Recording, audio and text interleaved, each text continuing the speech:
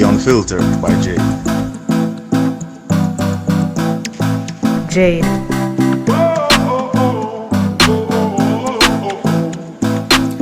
Welcome to The Unfiltered by Jade, where we educate, empower, and entertain. Feel free to like, share, subscribe, download, donate, and make everybody know about this.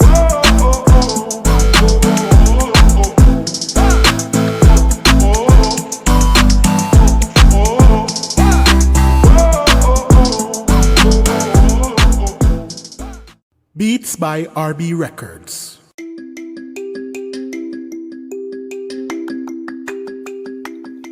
Shopping assistance, your style, your budget. Our services include online and local shopping for individuals and businesses, personal shopping, purchasing of company and office supplies, importing and exporting small packages across Jamaica and worldwide, and helping you find unique gifts and items for all events and occasions. Contact us at 876-919-5195 or shoppingassistance2015@gmail.com. Shopping Assistance, your style, your budget. Welcome back to The Unfiltered by Jade. Today we have with us here Meghan Bonde. And we're here to speak about neurodiversity, leveraging neurodivergent strength for a business advantage. So, Meghan, she is a STEM organizational neurodiversity specialist, a TEDx speaker, an educational leader, a gifted teacher, parent, writer, coach, activist, keynote speaker, lifelong learner, dancer, and a neurodivergent executive coach and consultant. Yeah, so she does all that and more. I just wanted to get the gist of who Meghan is. Hi, Meghan. Welcome to The Unfiltered. Thank you so much for having me. No problem. So I'm interested in this topic. It's a very interesting topic. I want you, first of all, to say, what does neurodiversity encompass and how does it celebrate the unique strengths and perspective of individuals with different neurological profiles within a workplace? Yeah, so when we're talking about neurodiversity, it's really the parts neuro of different brain profiles, right, and diversity, that there's a wide range. A lot of times I like to talk about neurodiversity as similar to biodiversity. Just like in nature and in the environment, an ecosystem really flourishes when we have a wide variety of plants and animals. Yes. And there's interdependence. And the same thing can happen in a workplace where the more diversity there is in the different types of brains and profiles and just how people think and perceive and feel and behave, the better it is for a workplace community to flourish as well. And so some people may identify as neurodivergent, where their profile is outside of what's considered most common or typical in a culture. And they can really bring some unique strengths and perspectives to a workplace. That leads to the other question: how can embracing neurodiversity in workplace foster innovation, creativity, and problem-solving abilities that may not be readily accessible in homogeneous teams? It's so true. When unique perspectives are part of a team and really embraced, it brings new ideas and can shift a team out of groupthink, where this is how we've always done it, this is what the majority thinks, and what's a good idea, and really shift to something new and fresh to be more inclusive. Can you give our listeners an example of that? Because if they don't understand exactly what we're talking about, can you give them an example versus how things are normally done versus shifting to something new? Yeah, so my experience before I shifted to being an organizational neurodiversity specialist, I Right. worked as a leader in public education. Okay. And I'm neurodivergent, and I would bring a unique perspective to our team when we were creating systems and structures for students and staff. Okay. So if we were planning a training for the learning and development of the staff, I might bring in the fact that it would be good to build in really collaborative learning opportunities in small groups for people to talk and share and ask questions that really invite deep and complex thinking. Okay. Because I'm a verbal processor. I need to be Right. able to talk through something. If you're just going to do a training where you're talking at me and telling me all of this information, I'm just supposed to absorb it and then go apply it. That's not how I learn. And so because I'm a verbal processor and I need time to think ahead of time, I would build that into the trainings for other people who needed that think time to process and then time to share with another person or in a small group to dig deeper into the idea. You brought out a very important point. So, dealing with persons, you have diverse learning styles. How is it that we can incorporate that? Because, you like to talk things out. For persons who don't learn that particular way and are kinesthetic learners or etc., how is it that you incorporate that when it comes to working in a neurodiversity workplace? It's so important because there are learners who really learn best independently or learn best through writing or thinking or hands-on. And we need to structure our learning and development systems to Mm-hmm. be adjustable and ask people, how do you learn best? Mm. When we did this training, what structures and strategies supported you? And what ideas do you have that would foster a deeper learning for you? And really see learning as something that happens throughout the workday, because it's not just in trainings. We're learning while we're working. When we do trial and error and have failures or mistakes and reflect on those, we can learn. Right. When we have individual coaching, when we're in team meetings. So there's so many different ways to learn and integrate learning throughout the day that it's so essential to ask people and help people reflect to even come to understand what are their learning preferences and Mm-hmm.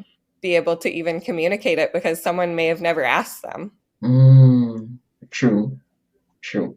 And it's important because you don't want someone not being able to perform well just because that's not how they learn best. Absolutely. The most innovative companies that are growing and their employees are really staying with them and thriving are the ones who are really taking into account, how am I making sure everybody is supported in their learning and development so that they can reach their potential, because we can really leverage all the unique strengths when we really pay Yes, attention to that. I agree. I agree. What common misconceptions or challenges do businesses face when integrating neurodiversity into their workforce? And how can they be effectively addressed? So one of the most common misconceptions that I hear is that the only reason we would try to attract and recruit and hire neurodivergent people is because it's the right thing to do. It looks good, Hmm. really like performative. And the reality is that it's good for the company. And Hmm. they also don't realize how many neurodivergent people already work there, because I never disclosed that I was neurodivergent at my workplace until 2 years ago. Hmm. And there's estimates that it's 15 to 20% of the population. And in some industries and organizations, it can be even higher because some sort of areas attract more neurodivergent people and certain profiles. Mm-hmm. And so the companies already have a large amount. And when they pay attention to recruiting and growing it, it's really their top talent. It's really people who are going to contribute amazing things and make their workplace better. Meghan, I probably should have started out with this for people who have no idea what we're talking about and who is a neurodivergent. Can you please explain to the audience who and what's the characteristics of this? Yeah, so neurodivergent is sort of an umbrella term. And there might be a lot of different identities that fall under it, which could include gifted, twice exceptional, ADHD, autism, dyslexia, OCD. So many different brain profiles. And each neurodivergent person is different, but there's this term to be able to say, I don't identify with the most common or typical way of thinking. Right. And it's important to acknowledge and see this difference because our systems really aren't designed to be inclusive of people who have this invisible difference, really. And to be able to acknowledge that the difference does exist and that the systems aren't necessarily designed for them is the first step to be able to learn and start to make adjustments to the systems to be more inclusive for people who are different. I love that. What specific strengths or skills do neurodivergent individuals often bring to a team? And how can these unique abilities be harnessed to enhance overall team performance and productivity? So each person is so different. I'll give one example that some autistic people have a preference for sameness and routine. Okay. And this can be really beneficial for parts of the team that need repetition, that need someone who can really focus well when something sort of stays the same. Then gifted and ADHD people tend to have a preference for a lot of variety. And so these people need things to be shifting and changing and a wide variety of challenges and unique things to learn and try out. So for the types of tasks that are really requiring creative brainstorming, that might be good for a person with that brain type. And both are so important. If everybody has the preference for sameness, then that isn't going to work well. And if everybody only wants to have variety and constant change, that isn't going to work well either. And so noticing those different preferences and strengths can really help align people with different roles that really fit what energizes them and how they can thrive to have everybody doing their best and working together. Awesome. I love that. So knowing the skills will help to build the work fit. Yep, absolutely. Just being aware and having people be aware, because oftentimes people will see it as a deficit instead of a strength. Like, oh, I'm really rigid. I have to have routines. I have difficulty with change. But what's the strength in that? Or I can't stick to one thing. I need to jump around. I have no focus. I get bored so easily. But what's the strength in that? So it's choosing the strength lens rather than a deficit lens. I love that. That answered the other question in terms of how can companies create inclusive environment that accommodates, actively values and supports neurodivergent employees, ensuring that they thrive. Because knowing their learning styles and then, assigning different tasks to them depending on their learning styles and how they will create things. As I said, if it is for persons who like repetitive things, you put them where they need to go. So you put everybody in an area that will benefit them and the company, basically hand in hand. Exactly. And I developed a unique protocol called the GROW protocol. and the Okay. grow interviews. So a lot of times companies take time and resources to do exit interviews when someone leaves. And now some companies are starting to do stay interviews, to interview people to learn about what will make them stay, so they can save money with the retention and keep that talent growing within their company. Right. What I developed is grow interviews that really focuses on the questions that will get to the information about how someone learns and grows and thrives to be able to stay and not get bored and really reach their potential in an organization. So I think the grow interview protocol is really important. And I love that you came up with this. I think all companies need this. Absolutely. So that we don't. I think all companies need it. In fact, I'm moving from companies and I'm saying I think schools also need this because children learn also differently. And if it is that want children to excel in school, then moving on to the workplace, it has to start from somewhere. That's right. It's just another system, and that is a child's work, is they're doing it at school. And when they're thriving, then that just can continue into the workplace. And so both systems understanding what are the strengths and how can we continue to build on these is only going to help the culture and climate and success of each person. I agree. Helps the community also. Yep. I agree with that. Can you address or can you discuss the importance of neurodiversity in fostering a more inclusive and representative corporate culture and how this diversity can benefit the business and the society? Well, it's so beneficial to the business because they're tapping into all kinds of unique strengths. And when people think they need to hide certain parts of them or conform to what they think people want from them, we're all missing out on their contributions. The companies that are forming and growing right now are solving really important problems in our communities. There's so many mission-driven organizations that are doing really important work. And the more they're tapping into making sure everybody's strengths are being utilized, the faster they're going to accomplish goals and be solving the big problems that help us all. True.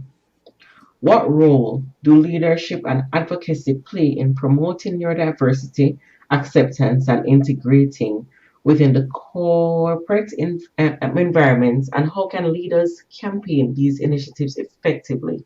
So I see every single person in a company as a leader. It's not about the hierarchy and who has positional power in a company. And so each person has the power to be able to ask the questions and be a role model. And I think that's such a huge skill in leaders, is to be a role model and to think about, how does my brain work? What gives me the most energy? How do I learn? And when they have self-awareness and can really acknowledge their own needs and their own strengths and not be ashamed of their needs and not be ashamed to ask for help and to be able to ask for areas and focus on areas of their strength, then that just models to other people to do the same. And if they facilitate team meetings, for example, they can be inviting people to answer questions about what lights them up and tell a story about a time when you felt like you were really contributing and had a success. And when people are sharing these stories and celebrations about themselves, and the leader can point out, wow, you really have a skill in this, or you have an interest in this, and seeing those strengths, then everybody can be more aware and be intentional about leveraging those and not making the person feel like they need to hide something about themselves. True. People become more vulnerable and share about who they are. Exactly.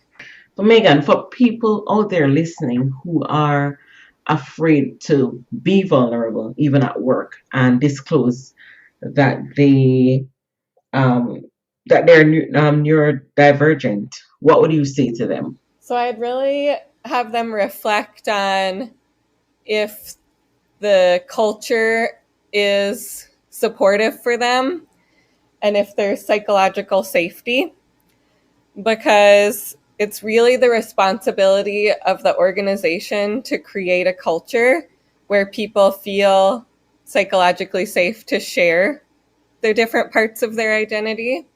True.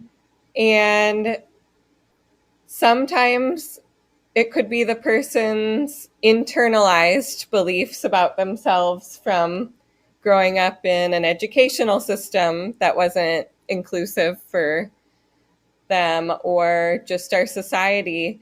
And so they might decide that they want to try it and see what happens. And the results can really give them information and data about whether it is an inclusive company where they want to be. Mm-hmm. Because if they are supported and celebrated, then that shows that their fear was just that voice telling them that's been internalized. Right. If they're not supported and celebrated, then they deserve better. They deserve a company and leaders that see their strengths. And it's scary. So it is scary. Say that that's normal to feel the fear, because there is a real possibility that people really won't understand. Yes, yes. And people, they're sometimes they're afraid also that they'll be stigmatized and people start to seclude them. Yeah. So it's a fear that people have. So people don't want to disclose these things. Yep. Just in fear of that. But I'm sure with this that you have given us, the information that you have given us, that people can learn from it and they can grow from it. Even with the Grow interview that you have, I'm praying that companies will take this up and use it even for people when they are accepting people in their workplace, and even keep people who are already there, and they sometimes are saying, this person can improve, but you can only improve if you're working in an environment that helps you grow.